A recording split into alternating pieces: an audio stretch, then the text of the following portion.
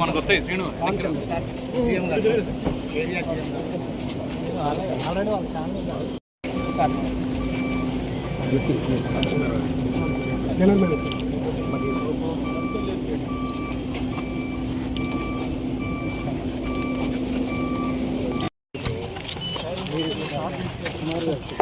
షెట్ పెట్టి లాక్ ఎందుకు లాగుతున్నావు? డైవర్ట్ చేస్తూ అన్ని రకాలుగా మరి ఇక్కడ ఉన్నటువంటి కాంట్రాక్ట్ అలాంటి మీ ప్రాణాలు పన్నంగా పెట్టేసి వెలికి తీసుకున్నటువంటి బొగ్గు ఎక్కడ కూడా భద్రత కనీస చర్యలు చేస్తున్నటువంటి దానివల్ల దాదాపు 1044 కోట్ల విలువైనటువంటి మునుగోరులోని ప్రకాశం కనిని మరి ఎవరికి అప్పగించడం ఈ రకంగా అనేకమైనటువంటి మ్యానిపులేషన్ చేసుకుంటూ అనేకమైనటువంటి నిబంధనలు ఉల్లంఘిస్తూ ఈ రోజు కార్మికుల ప్రాణాలతో ఎందుకు చెరగాటం పడతా ఉన్నారని చెప్పేసి మేము అడుగుతా ఉన్నాం. అంతేకాదు గతంలో ఇక్కడ జరిగినటువంటి యాక్సిడెంట్ ఇంకా మేము మర్చిపోలేదు. 2006 మరి కేంద్ర మంత్రి కిషన్ రెడ్డి గారు నరేంద్ర మోడీ గారు ఒప్పించి మనకు మార్గదర్శనం చేస్తున్నటువంటి పెద్దలు రామచంద్రరావు గారిని సగౌరవంగా ఎస్యూవి ఢీకొట్టి 3 ప్రాణాలను పనుకున్నది.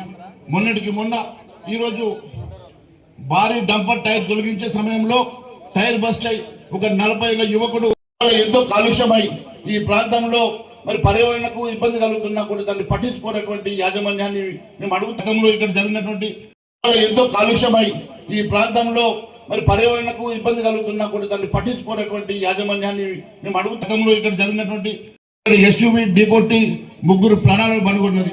మొన్నటికి మొన్న ఈరోజు భారీ డంపర్ టైర్ తొలగించే సమయంలో టైర్ బస్ట్ అయి ఒక 40 ఏళ్ల యువకుడు. నమస్కారం తెలియజేస్తా ఉన్నాను. గత కొన్ని రోజులుగా నేను ఈ యొక్క బొగ్గు శాఖ మంత్రిగా బాధ్యతలు చేపట్టిన తర్వాత సింగరేణికి సంబంధించినటువంటి అనేక కార్మిక సంఘాలు, అదేవిధంగా మన రాష్ట్రానికి చెందినటువంటి గౌరవ పార్లమెంట్ సభ్యులు, శాసనసభ్యులు, వివిధ రాజకీయ పార్టీలు అందరూ కూడా ఈ యొక్క తాడి చెవినట్టు మా సింగరేణికి ఇస్తే బాగుంటుంది, సింగరేణి కష్టాల్లో ఉంది, సింగరేణి ఆర్థికంగా ఇబ్బందుల్లో ఉంది, ఉత్పత్తి తగ్గిపోయింది, క్వాలిటీతో కూడినటువంటి బొగ్గు రావడం లేదు, వస్తున్నటువంటి బొగ్గు కొనడానికి కూడా చాలా మంది వెనుకాడుగా వేస్తా ఉన్నారు అనేటువంటి విషయం చెప్పడం జరిగింది. ఎందుకంటే దక్షిణ భారతదేశంలో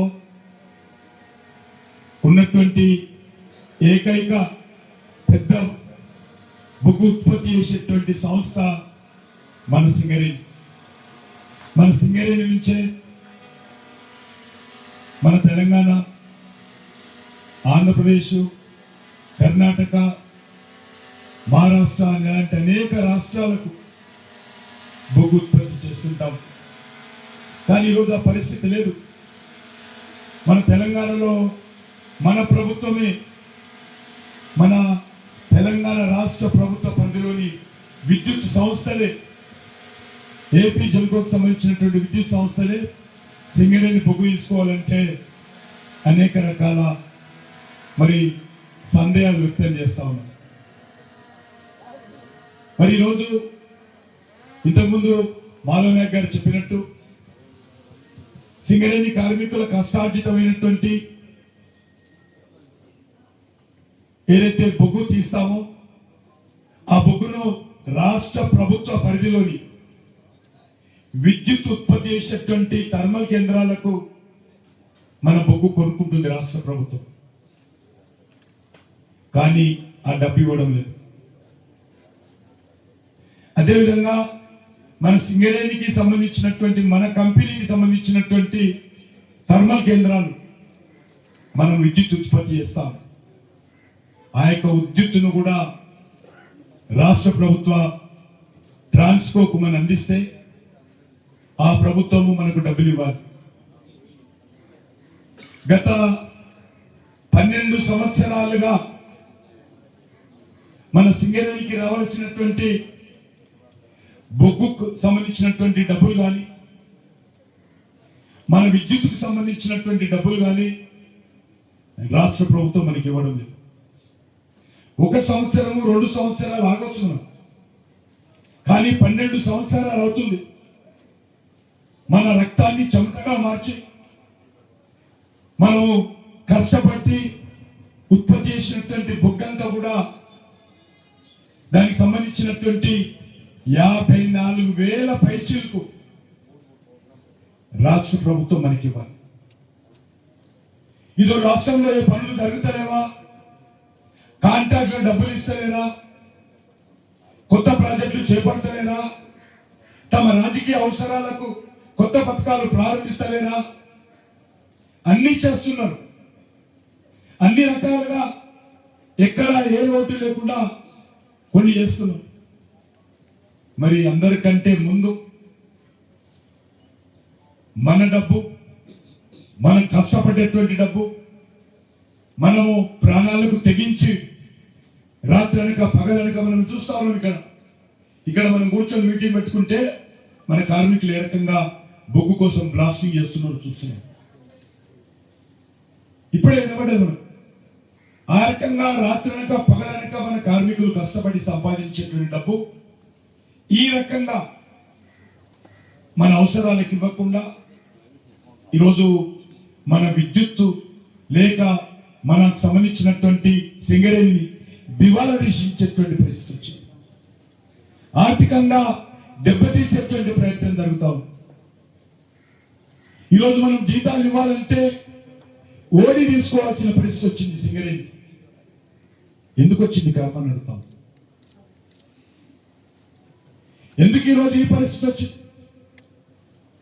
మరి ఈరోజు దీనికి కారణము కార్మికులా, లేకపోతే అధికారులా, పాలకుల అతను ఆలోచన చేయాలి.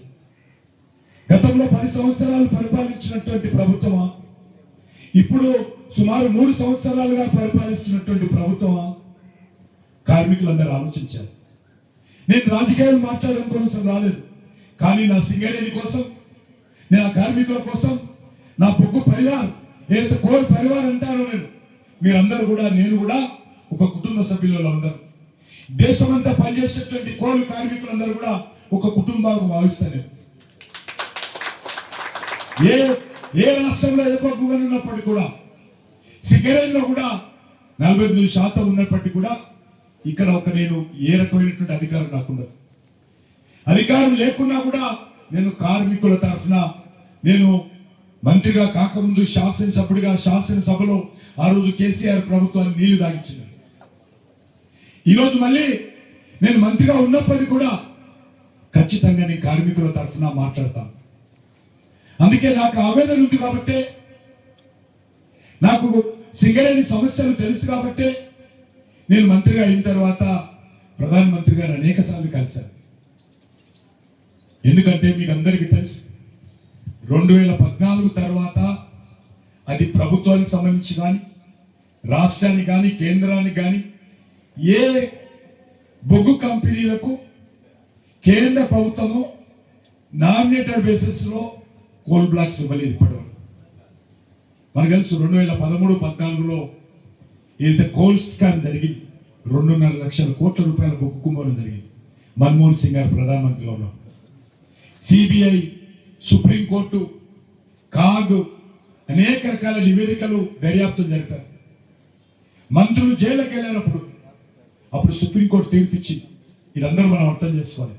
2014లో అందరికి కూడా, అది ప్రైవేట్ కంపెనీ కానీ గవర్నమెంట్ కంపెనీ కానీ, అన్ని కంపెనీలకు కూడా యాక్షన్ బేసిస్ లో ఇవాళ మీరు ఎక్కడ కూడా నామినేషన్ బేసిస్ లో ఇవ్వద్దన్నారు.